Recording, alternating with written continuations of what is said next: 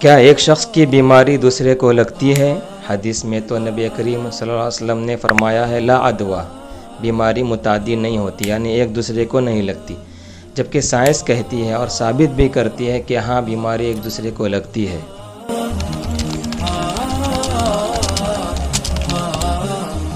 اب یہاں دل اور دماغ کی کشمکش شروع ہو جاتی ہے۔ ایک طرف عقیدہ کہتا ہے بیماری مؤثر نہیں، دوسری طرف عقل اور مشاہدہ کہتا ہے نہیں، بیماری تو لگ جاتی ہے۔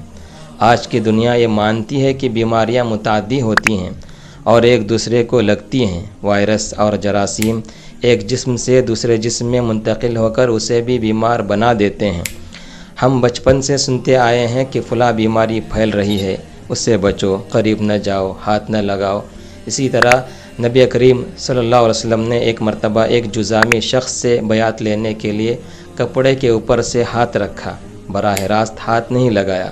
ایک اور حدیث میں فرمایا فر من المجذوم کما تفر من الاسد، یعنی جذامی شخص سے ایسے بھاگو جیسے تم شیر سے بھاگتے ہو۔ حضرت عمر بن خطاب رضی اللہ تعالیٰ عنہ شام کی طرف جا رہے تھے تو تعاون کی خبر ملی، آپ نے سفر روک دیا۔ حضرت ابو عبیدہ نے عرض کیا کیا آپ اللہ کی تقدیر سے بھاگ رہے ہیں؟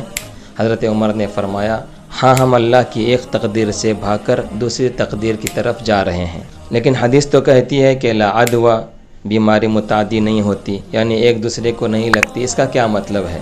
سب سے پہلے سمجھنا ضروری ہے کہ حدیث میں لا عدویٰ کا مطلب یہ نہیں ہے کہ بیماریاں پھیلتی ہی نہیں، بلکہ اس کا مطلب یہ ہے کہ کسی بیماری کا پھیلنا بذات خود نہیں ہوتا، یعنی کہ وہ خود سے نہیں پھیلتی جب تک کہ اللہ تعالیٰ کی اجازت نہ ہو۔ یعنی بیماری بذات خود مؤثر نہیں ہوتی، بلکہ اگر کسی کو بیماری لاحق ہوتی ہے تو وہ اللہ کے حکم اور اس کی تقدیر سے ہوتی ہے۔ ایک مرتبہ ایک دیہاتی نے نبی کریم صلی اللہ علیہ وسلم سے سوال کیا یا رسول اللہ، اگر بیماری متعدی نہیں ہوتی تو میرا اونٹ جو بالکل تندرست تھا اس بیمار اونٹ کے ساتھ رہنے کے بعد بیمار کیوں ہو گیا؟ آپ نے ارشاد فرمایا پہلا اونٹ بیمار کہاں سے ہوا؟ یعنی اگر بیماری خود بخود لگتی ہے تو پہلا اونٹ کیسے بیمار ہوا تھا؟ کسی نہ کسی کو تو ابتدا میں بیمار کرنے والا ہونا چاہیے، اور وہ صرف اللہ تعالیٰ کی قدرت ہے۔ اور یہی وہ نقطہ ہے جہاں اسلام اور سائنس الگ الگ بات نہیں کرتے، بلکہ مختلف زاویوں سے ایک ہی حقیقت کو بیان کرتے ہیں۔ سائنس ظاہری اسباب کی تشریح کرتی ہے، اسلام باطنی حقیقت کی گہرائی تک لے جاتا ہے۔ سائنس کہتی ہے وائرس پھیلتا ہے، اسلام کہتا ہے پھیلتا ہے لیکن خدا کی اجازت کے بغیر نہیں پھیلتا۔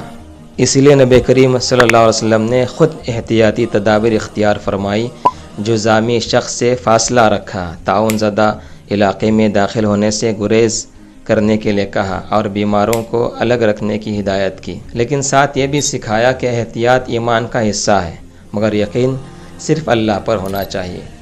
آج بھی ہمیں چاہیے کہ ہم سائنس کی باتوں کو سنیں، ان پر عمل بھی کریں، ماسک پہنیں، ویکسین لیں، صفائی کا خیال رکھیں، لیکن دل سے یہ مانیں کہ بیماری نہ وائرس سے لگتی ہے، نہ ہاتھ ملانے سے، نہ کھانسنے سے، بلکہ اگر اللہ نہ چاہے تو ساری دنیا بیمار ہو جائے ہم سلامت رہیں گے، اور اگر وہ چاہے تو تنہائی میں بیٹھے شخص کو بھی بیماری گھیر لے گی۔ اسی لیے ایمان اور عقل، توکل اور تدبیر دونوں کو ساتھ لے کر چلنا ہی سنت نبوی ہے۔